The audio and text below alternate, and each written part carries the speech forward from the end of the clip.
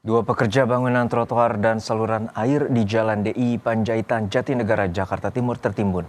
Proses evakuasi berlangsung dramatis dengan mengerahkan mesin penyedot air. Petugas penyelamat Gulkarmat Jakarta Timur dikerahkan untuk mengevakuasi korban lainnya yang masih tertimbun material dan terendam air. Tim rescue mengerahkan mesin penyedot air dan alat berat untuk mengeluarkan puing material. Evakuasi berlangsung selama kurang lebih 3 jam. Korban langsung dibawa ke Rumah Sakit UKI Jakarta untuk mendapatkan perawatan medis.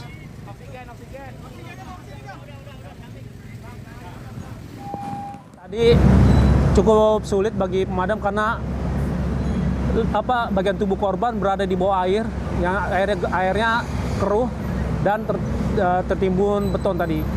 Ya, untuk memudahkan petugas pemadam mengevakuasi, air itu disedot dulu, dikuras dulu agar berkurang sehingga petugas pemadam bisa bekerja dengan maksimal. Sadar dan tapi lemah karena udah kelamaan dehidrasi tuh, karena kepala yang mengeluarkan darah terus tadi. Itu sih yang kendalanya, kepalanya ini yang berdarah terus tadi.